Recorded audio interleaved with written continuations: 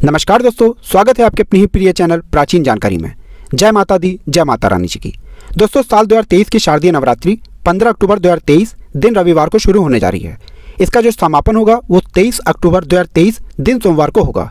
इस बार की शारदीय नवरात्रि पूरे 9 दिन की होगी, न एक भी दिन कम न एक भी दिन ज़्यादा। दोस्तों, शारदीय नवरात्रि के दौरान माता दुर्गा जी स्वर्ग से धरती पर वास करने आती हैं। नवरात्रि के 9 दिन की हर घड़ी हर पल गंगा जल के समान पवित्र होती है।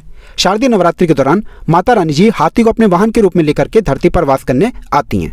शास्त्रों में वर्णित है, अगर दुर्गा माता धरती पर वास करने आ रही हैं और उन्होंने सिंह को वाहन के रूप में न लेकर के हाथी को वाहन के रूप में लिया है तो ये धरती के लिए बहुत ही शुभ संकेत होता है।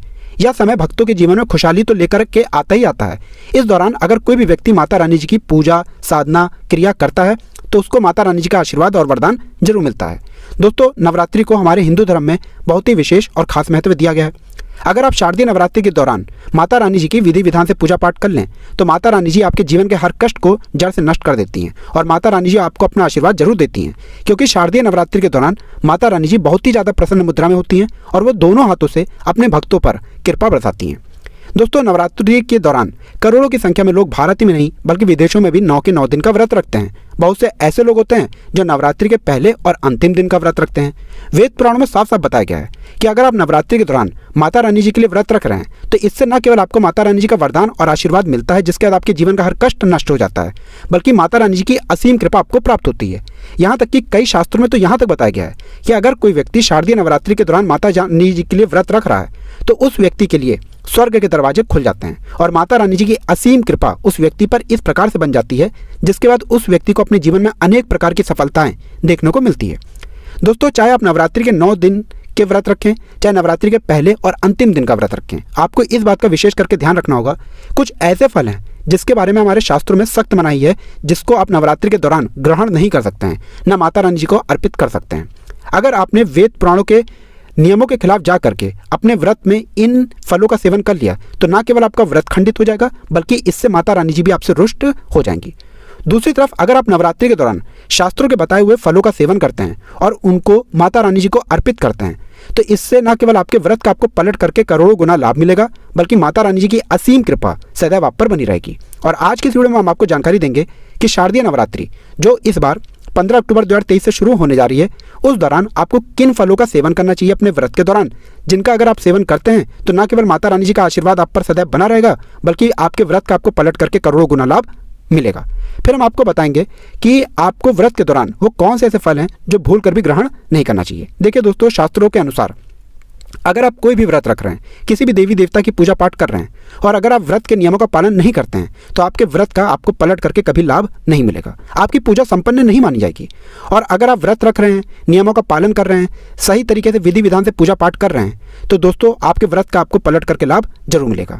एक बात को समझ लीजिए दोस्तों, जिस व्रत में संघर्ष ना हो, जिस व्रत में तपस्या ना हो, उस व्रत का कभी भी व्यक्ति को लाभ नहीं मिलता है।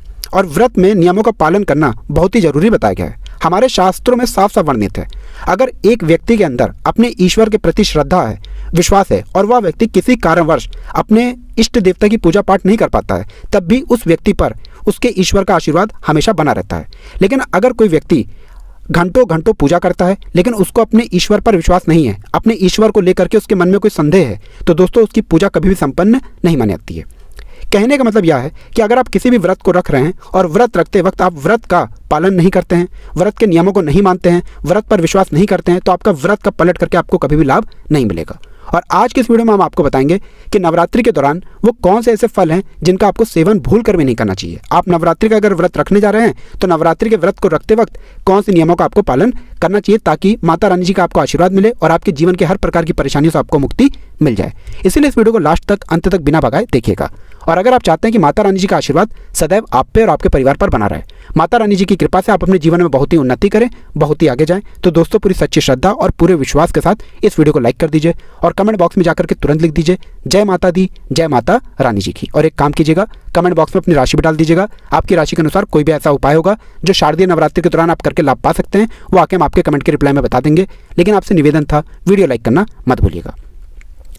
देखिए दोस्तों, हमारे शास्त्रों में साफ साफ वर्णित है कि नवरात्रि के दौरान आप लोग चाहें तो सेब खा सकते हैं, सेब खाना शुभ बताया गया है। दूसरी तरफ पपीता, तरबूज, मीठे अंगूर भी खा सकते हैं। वेद पुराणों में वर्णित है अगर आप अपनी नवरात्रि के व्रत के दौरान सीताफल का सेवन प्रतिदिन करते हैं तो इससे आपको देवी माँ का आशीर्वाद मिलता है।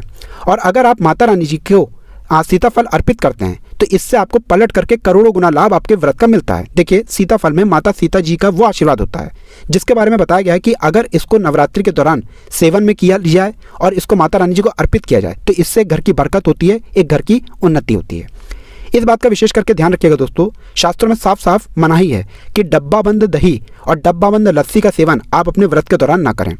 लोग गलती क्या कर बैठते हैं कि वो अपने व्रत के दौरान डब्बा बंद दही और डब्बा बंद लस्सी का सेवन करते हैं। होता क्या है, इसमें बहुत से ऐसे केमिकल मिले होते हैं जिनका अगर आप सेवन कर लेंगे तो आपका व्रत खंडित हो जाएगा। दोस्तों, इस बात का ध्यान रखिएगा कि डब्बा बंद जूस भी आता है जिसमें कई प्रकार के ऐसे केमिकल मिले होते हैं जिसको आप व्रत के दौरान सेवन में नहीं ला सकते हैं। तो आपको इस बात का ध्यान रखना होगा। अगर आप व्रत के दौरान जूस का सेवन करने जा रहे हैं तो घर पर खुद अपने हाथों से जूस निकालें, या मार्केट में जूस निकलवा रहे हैं तो उस जूस में नमक मत पड़ने दीजिएगा, वरना आपका व्रत खंडित हो जाएगा। दोस्तों, नवरात्रि के दौरान आप कुट्टू के आटे, सिंघाड़े के आटे का सेवन कर सकते हैं, लेकिन बहुत से लोग गलती क्या कर बैठते हैं कि वो पुराना जो उनके घर पर कुट्टू का आटा, सिंघाड़े का आटा रखा होता है उसी का सेवन कर लेते हैं। देखिए, बात आपको पता नहीं होगी, जो घर पर पुराना आटा रखा होता है उस पर इतने छोटे छोटे कीड़े पड़ जाते हैं जो आपको दिखाई नहीं देते हैं। और जाने अनजाने अगर आप कुट्टू के आटे, सिंघाटे के आटे का पुराने जो आटे रखे हुए हैं आपके घर पर उसका सेवन कर रहे हैं तो जाने अनजाने आप ऐसे कीड़ों का सेवन कर लेते हैं जो मांसाहार हो जाते हैं। और जब वो मांसाहार हो जाते हैं इससे आपका व्रत खंडित हो जाता है। तो आपको इस बात का ध्यान रखना होगा। आपका जैसे ही व्रत शुरू हो आप फ्रेश एकदम कुट्टू का आटा लाएँ, सिंघाड़ा का आटा लाएँ और उसी का सेवन करें। देखिए, नवरात्रि के दौरान आप दही खा सकते हैं, लस्सी का सेवन कर सकते हैं, दूध पी सकते हैं, यहाँ तक कि नवरात्रि के दौरान आप चाय भी पी सकते हैं। बस आपको इस बात का ध्यान रखना होगा, नवरात्रि के दौरान आपको भर पेट खाना नहीं खाना होगा, क्योंकि हम आपको वीडियो की शुरुआत में बता चुके हैं जिस व्रत में तपस्या नहीं होती है, संघर्ष नहीं होता है, वह व्रत पूरा नहीं मानाता है, उस व्रत का पलट करके एक व्यक्ति को लाभ नहीं मिलता है। अब आपको जो हम बताने आ रहे हैं बहुत ध्यान से सुनिएगा। देखिए, नवरात्रि के 9 दिन माता रानी जी के 9 अलग अलग स्वरूपों की पूजा पाठ की जाती है। और लोग बहुत गलती कर बैठते हैं कि जो वो 9 दिन का व्रत रखते हैं तो वो माता रानी जी के 9 अलग अलग स्वरूपों को एक ही तरीके का फल अर्पित करते हुए चले जाते हैं। दोस्तों, देखिए, माता रानी जी के 9 अलग अलग स्वरूप हैं, तो आपको इस बात का ध्यान रखना है कि माता रानी जी के 9 अलग अलग स्वरूपों को अलग अलग प्रकार के फल और फूल अर्पित कीजिएगा। अगर आप ऐसा अपने व्रत के दौरान करते हैं तो मान के चलिए आपके व्रत के बाद आपको माता रानी जी के 9 अलग अलग स्वरूपों का आशीर्वाद मिलेगा, वरदान मिलेगा, जिसके बाद आपके जीवन में एक चमत्कारी और सकारात्मक बदलाव आएगा। ध्यान रखिएगा, माता रानी जी को प्रतिदिन एक ही फल और एक ही फूल अर्पित मत कीजिएगा। माता रानी जी के अलग अलग स्वरूपों को अलग अलग फल और फूल अर्पित कीजिएगा, तभी आपके व्रत का आपको पलट करके लाभ मिलेगा और माता रानी जी के आशीर्वाद से आपके जीवन में एक चमत्कारी और सकारात्मक बदलाव आएगा। इस बात का ध्यान रखिएगा, जब भी आप माता रानी जी के लिए पूजा पाठ करने बैठ रहे हो तो जहाँ भी आप पूजा पाठ करने बैठ रहे हैं वहाँ पर थोड़ा से गंगा जल का छिड़काव कर लीजिएगा, तभी आप पूजा पाठ करने बैठिएगा, वरना दोस्तों हो सकता है कि आपके व्रत का आपको लाभ ना मिले। तो दोस्तों, इस वीडियो को पर समाप्त करते हैं। वीडियो लाइक करना मत भूलिएगा।